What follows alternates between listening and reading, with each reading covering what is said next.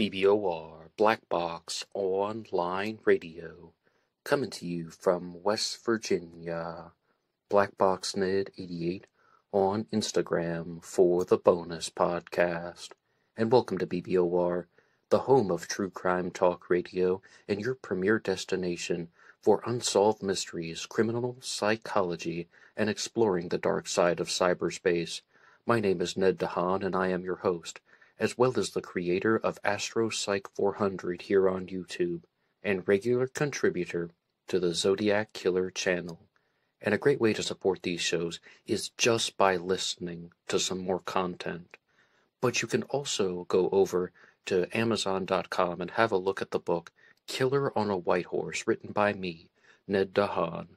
It is a novel, murder mystery, inspired by the Zodiac Manson connection, but it is indeed fictional. However, who doesn't love a good mystery? And there is always the TeeSpring page. Feel free to check out some of the merchandise. And remember, being weird is not a crime. Let the show begin. This episode of Black Box Online Radio is brought to you by Rep Sports and Raze Energy. Are you a fan of energy drinks, protein shakes, and health foods? Well, I sure am. I use the stuff almost every single day. They sell Raze Energy products at my local gym, but you can have them shipped to your home. Use the coupon code NED075, that's NED075, for discounts applied at the checkout. The link is in the description box. Okay, hello everybody. Today is Wednesday, and on Wednesdays this year I've been doing a regular segment about the Long Island serial killer, and today I will be discussing the story of Cherries Jane Doe, a woman whose mutilated body was found and she remains unidentified to this day. Absolutely horrific crime, and it's important to note that Cherries is a possible victim of the list, but I will be discussing her case in some more detail. However, I have some announcements that I would like to share with you. If by chance this is the first video that you've clicked on from this channel, I do a regular segment every Monday about the Zodiac Killer called just that, Zodiac Mondays here on this channel, and Fridays are the Anything Goes Fridays, where any subject is fair game. So if you haven't subscribed to the channel yet and you would like to follow along with all of these true crime discussions, I would invite you to subscribe. And there are some ways that you can support the show, in addition to buying the book Killer on a White Horse, or the TeeSpring page, or the Raze Energy that you heard in the intro. There is now a page on BuyMeACoffee.com for Black Box Online Radio. It is under the name BlackBoxNid88. That's the same name as my Instagram handle. And if you would like to support the show that way, you can make a contribution. But to get into today's topic, I would first like to begin with some of the victims of the Long Island serial killer that have been previously mentioned on this channel. And first we're going to go back to 1996 and talk about the first one, the Fire Island Jane Doe, and her remains were found on April 20th of that year. And then later on, in 2011, they found a skull that was labeled Jane Doe number 7, and then they were able to learn that the Fire Island Jane Doe and Jane Doe number 7 were one and the same, but her remains were first discovered in 1996. In 1997, the dismembered torso of a woman was found, and she was given the nickname Peaches Jane Doe. She is unidentified to this day, but she had a tattoo of an upside-down peach on her breast that had a bite taken out of it. And for a while she was referred to as Jane Doe number 3, but then the name Peaches Jane Doe also is just the more unifying name. And Peaches Jane Doe was the mother of a baby who was also allegedly killed by the Long Island serial killer, who is simply referred to as Baby Jane Doe. And their remains were actually found a substantial distance apart. Someone had gone to great lengths and efforts to separate Peaches from her baby, but what was the reason for that, we simply do not know. In 2000, they discovered the remains of a woman who has since been identified as Valerie Mack, and she is a confirmed victim of the Long Island serial killer. In 2003, they discovered the remains of Jessica Taylor, another confirmed victim, and There's actually a page on Facebook called Remembering Jessica Taylor, and I found that one because I was just trying to find some more pleasant photos of Jessica Taylor. Normally, when you look at any of the Long Island serial killer materials, you will see that they are using the booking photo of Jessica, and I've also had a chance to correspond a little bit with the person who runs that page, and I'll be sharing some info about theories regarding the Long Island serial killer throughout the duration of this recording, but an interesting note is that Peaches Jane Doe had a tattoo on her breast that was not mutilated. Jessica Taylor had a tattoo that said Remy's Angel that was mutilated, not cut off, but someone simply cut up the words Remy's Angel, and there was an angel wing that was connected. However, they were not, there appears to be very little consistency in the activities of the Long Island serial killer. But yes, Jessica Taylor was murdered in 2003, and now we are going to 2007, and I would like to read this intro from GilgoCase.com. A suitcase containing the dismembered torso of an unidentified Hispanic or light-skinned African-American female washed up on a beach at Harbor Island Park in Mamaroneck. A few weeks later, her legs washed up in different areas of Long Island. A stab wound was found in the torso. She had a tattoo of 2 cherries on her right breast. Never identified, she is referred to as Cherries Jane Doe by the investigators. So, I want to point out that Cherries is listed as an unconfirmed victim in almost all of the sources, but I am somebody who is a rather simple theory in the Long Island serial killer mystery. I believe wholeheartedly that Cherries was a victim of the Long Island serial killer. The authorities simply do not have the evidence to link it together, but they might at one point. And one thing you might be wondering is, do they have strong samples of her DNA that can be compared? Absolutely yes. But what they do not have are ways of connecting her to any other known living relative. They said if they had a known relative or like someone who would like to submit a sample, then they could determine whether or not they are related and in fact identify Cherries Jane Doe. And in 2020, I noticed many articles were going around just simply asking people in the general public, do you recognize the tattoo of the cherries with the green stems? Because back when they were investigating the case of Peaches Jane Doe, they published the photo of her peach tattoo in a magazine, hoping that a tattoo artist would recognize it. Did you give this tattoo to anyone? And somebody in New Haven, Connecticut did, and said, yes, I gave a tattoo like that to someone. I think she said she was from New York. She was in the tattoo parlor with her aunt and her cousin, yet still unable to identify Peaches Jane Doe to this day. And one note is that in some sources they list Peaches Jane Doe as an unconfirmed victim of the Long Island serial killer.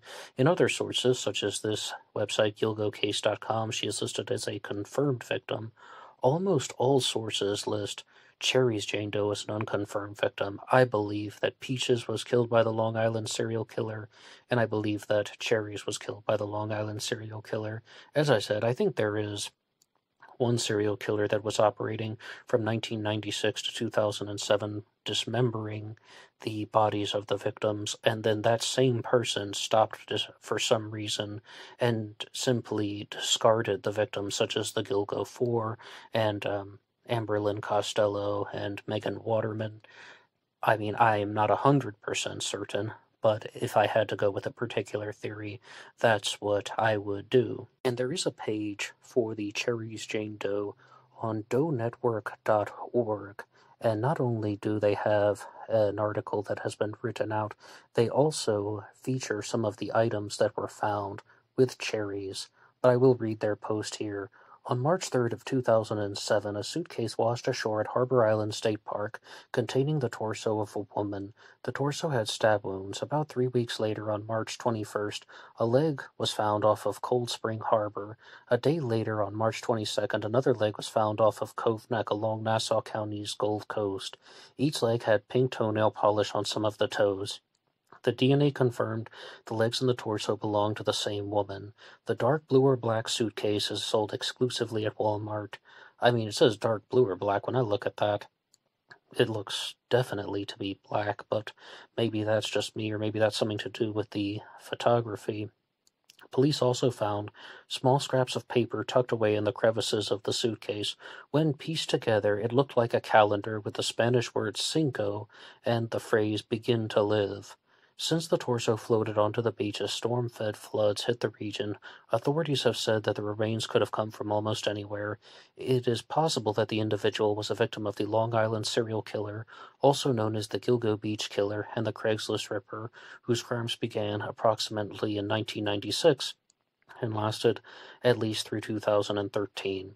And I do want to be very clear that even though they just said the crimes began in 1996, and the victims that I have covered on this channel up until then were dismembered, mutilated, and cut apart, the perpetrator, or perpetrators plural, decided to stop doing that for some reason. And the authorities were very well aware that a serial killer was operating on Long Island. They called this person the Manorville Butcher. As you heard, Valerie Mack was originally known as Manorville Jane Doe. And then Jessica Taylor was found, but because her tattoo was so easily recognizable, they were able to identify her. Then nearly a decade later, a woman named Shannon Gilbert went missing. She was an escort who was at the house of somebody named Joe Brewer. She ran away having some type of breakdown. We don't even know what. And then the authorities came in to do an investigation, a manhunt. They were trying to find Shannon Gilbert. And what they found was a serial killer graveyard, the victims of what appears to be a single serial killer up and down the coast of Long Island, as well as some other unconfirmed victims. And that's why we call the person now the Long Island serial killer. But for some reason, this person, or people plural, decided to stop dismembering the bodies of the victims. I have no idea why. I think it's absolutely confusing. And with Cherries Jane Doe, you may have been paying attention and heard that the tattoo was on her breast. Peaches Jane Doe also had a tattoo on her breast. And the fact that these women were mutilated, their bodies were cut apart. Horrifying, right? But that somebody decided to leave the tattoo on the breast area, which would have been extremely easy to remove for someone who is cutting through bone, more or less. But no, they left the tattoos on the breasts of the victims. Part of me was beginning to think there's a very high chance that both of these women, Cherries and Peaches, were sex workers. Were these fruit-shaped tattoos some type of branding or some type of signature or calling card among a particular group of sex workers? I have no idea if that's true or not. That's just something that I thought about, and I'm really not sure why somebody would cut up a tattoo that says Remy's Angel, but then they would leave behind 2 other tattoos on the bodies of the victims. And the point that I say in almost every single Long Island serial killer episode is, when Jessica Taylor's Remy's Angel tattoo was mutilated, you could definitely tell it was hers. That's how they identified her, but not to mention, the tattoo could have been cut out if they wanted to hide that. I really think the person was either just bothered by the tattoo for some reason, or they wanted to remove the name, making it seem as if it wasn't personal or directed at any particular individual. But I really think that it is quite odd. So that would really be a challenge question to you guys. Why do you think someone would go to the trouble of dismembering a woman's body, such as Cherries Jane Doe, but leave behind a tattoo in the breast area that would be extremely easy for this person to remove? This person intentionally left the tattoo behind. They must not have cared, or they thought it was insignificant, innocuous. But why do that? Do they just think it was irrelevant and it's not going to have any trace back to anything? Or Was there a specific reason? Are they trying to send a message to somebody? But the items that we've been through here are the suitcase, the dark-colored one, and it appears that Cherries had a nightgown with her, a long-sleeve shirt, a pair of pants, and the cut-up pieces of paper, or, I mean, they're the disintegrated pieces of paper. It most likely happened naturally while in the water. And also, they are not able to determine the race of Cherries Jane Doe yet. They said either African American or Hispanic. But do you think Cherries was Hispanic because they found the word cinco by piecing together the pieces of paper? I mean, somebody can be both, but do you think that suggests that Cherries was Hispanic, or maybe that suggests that the Long Island serial killer was Hispanic if they found a piece of paper that had the word cinco in Espanol written on it? But there's one thing here on the Doe Network that says that Cherry's height was 5'7" to 6'1". Again, this is posted on Doe Network.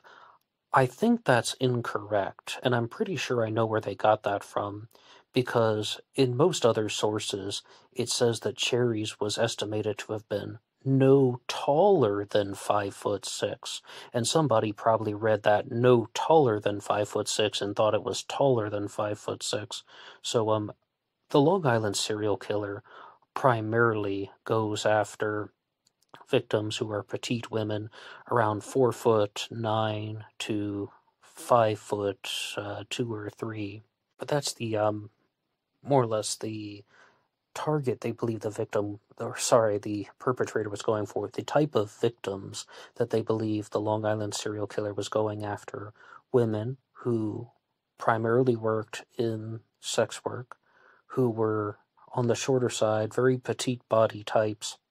There doesn't appear to be a very large consistency when dealing with race. I mean, there are Caucasian victims, there are African American, Hispanic victims, even one Asian male who was a cross-dresser, for lack of a better term. But there's also an article about Cherries Jane Doe over on the dailybeast.com, and I was really surprised that this one came right to the top of the search results, that the Daily Beast would even devote an entire article to Cherries Jane Doe, but it's very good that they did. And this was the first one that I found that said, "Do you know this tattoo? A photo from Cherries Doe could be tied to the Gilgo Beach serial killer." And when I said I was surprised, this one's from 2020. They're really putting in some effort to identify her. And I think part of the reason is because Valerie Mack was not instantly known as, well, by her name. She was known as Jane Doe number 6 for years. And it took the police a long time to find out who she was. She was known as the Manorville Jane Doe for years, and after the discovery of the serial killer graveyard, Jane Doe number 6, and then they identified her within the last 4 years as Valerie Mack. But let's read the article here from the dailybeast.com. This one is written by Rachel Olding, just citing the source. The only clue was a faded tattoo above her right breast, 2 red cherries attached to a green stem. 13 years ago, the woman's dismembered torso and head washed up on a beach in Mamaroneck in New York's Westchester County. She was stuffed into a suitcase. She had no limbs, no head, and no DNA profile. The police dubbed her Cherries Jane Doe. It was a particularly violent crime, which was not something you'd typically see, said Detective Sergeant Mark Gatta, and he told the Daily Beast. From what we can tell, it wasn't a crime of passion per se. It was something that took time and planning. Now I have to stop right here because did you hear the timeline at the beginning? The Long Island serial killer was operating in 1996 with the Fire Island Jane Doe. 97 was Peaches. 2000 was Valerie Mack. 2003 was Jessica Taylor. And 2007 was Peaches Jane Doe. Did you hear that? This isn't somebody who's even going out once a year.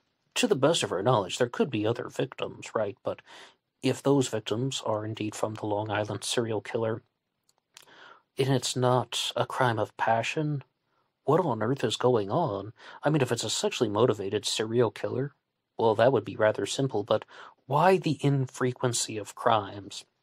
Well, I will attempt to answer that, and you guys can weigh in the comments section down below. Why do you think there is this type of infrequency of crimes being committed by the Long Island serial killer? I mean, 2003 to 2007, 4 years more or less. One possibility is that it could be a seasonal worker, that the Long Island serial killer is somebody who is perhaps very intelligent, but an underachiever or an underperformer, working some type of manual labor job that gives him access to a lot of tools and a lot of disposal materials.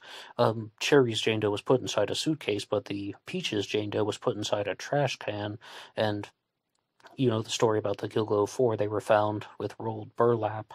So, I mean, is it like a seasonal worker who is not spending the entire year, every year, on Long Island? Another possibility is that this could be somebody in the military who is stationed at different places and, I mean, maybe out of the country from 2004 to 2006 and then comes back. Or this could be somebody who is what I call the frustrated serial killer. There is another term for that, but I don't remember what it is, and I think frustrated serial killer is perhaps an even better way of examining it, because this is someone, the frustrated serial killer, who has the need to kill only when he is experiencing a low point in life, like maybe a breakup with a romantic partner, maybe a stretch of unemployment, but this person does not have the overwhelming desire to go out and commit a crime as frequently as possible. Some of those serial killers out there would do this much more frequently, such as Gary Ridgway or Samuel Little. With the Long Island serial killer, mostly there are only 10 to 16 victims that have been attributed to this person. And as I said, I think it's a single person. Some people think that it is a larger operation, like henchmen who were working for the elites of Long Island. But you can weigh in the comment section down below about your theory.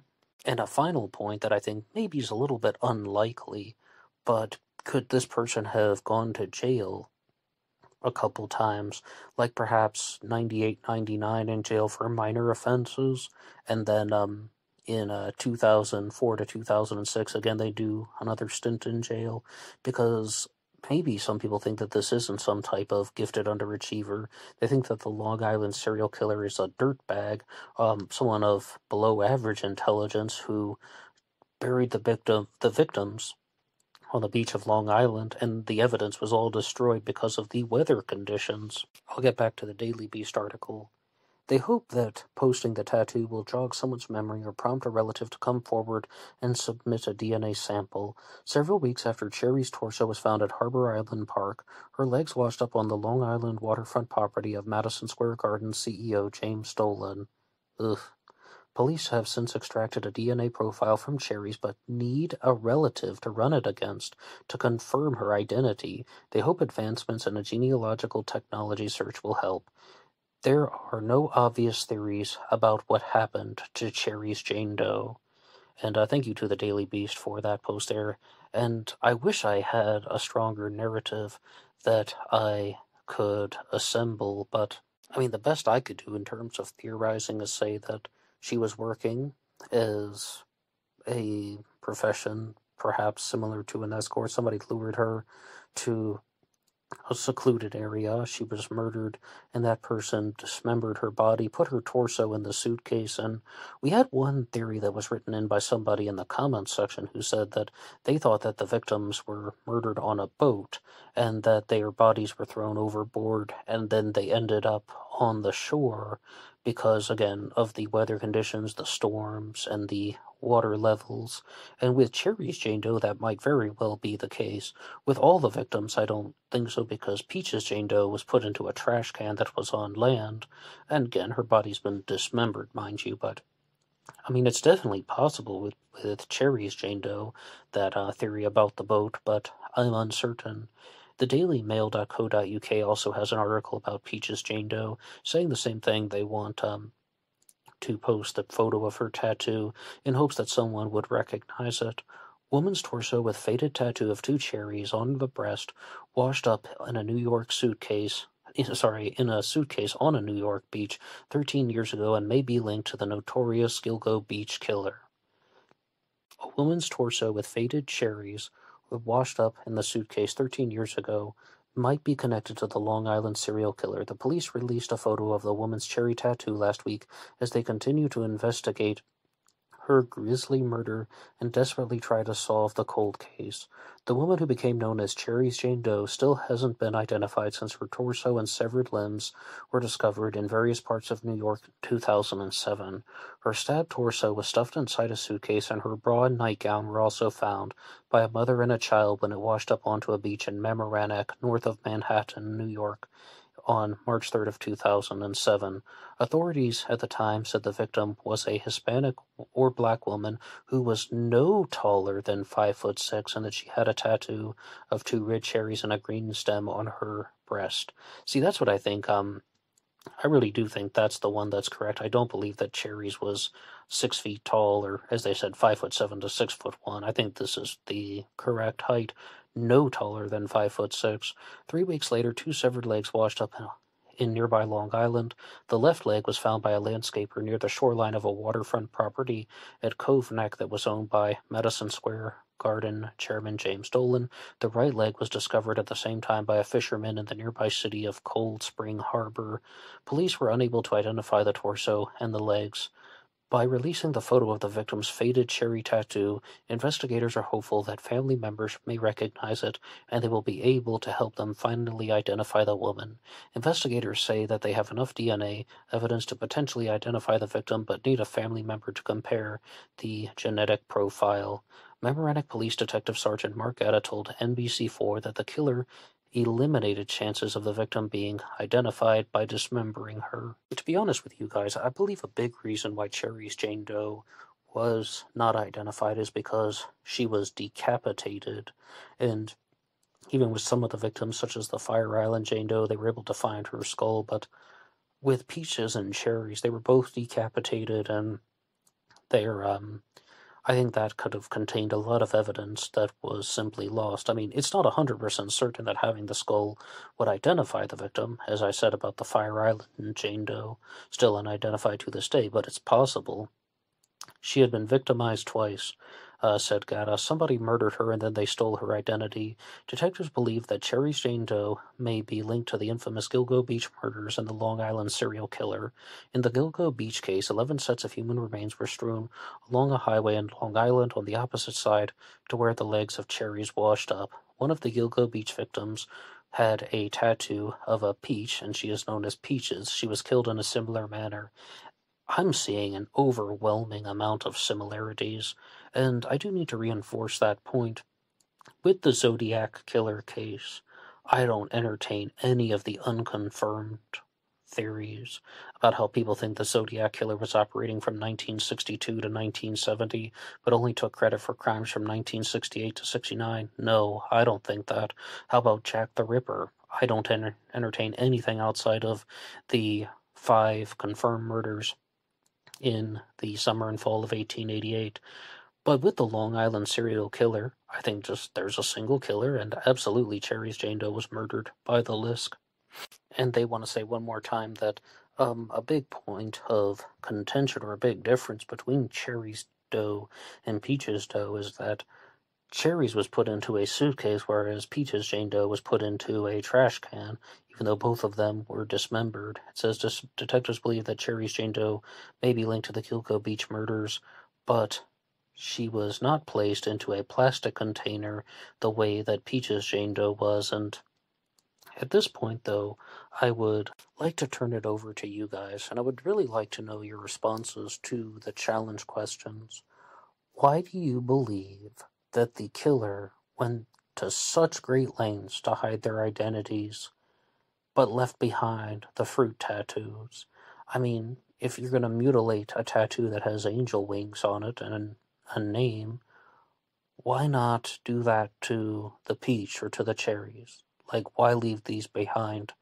Do you think it's the insignificant issue, or do you think that there's something more sinister going on, like they're part of the same prostitution ring and these were markers or indicators, and someone, again, thought they just had some type of different meaning? What do you think happened? And the second one was, why is there this infrequency in the crimes that took place? And I've only really been talking about the Manorville Butcher crimes that took place from 96 to 2007. But you can weigh in, tell me what you think, write your responses in the comment section down below, and anything is really fair game.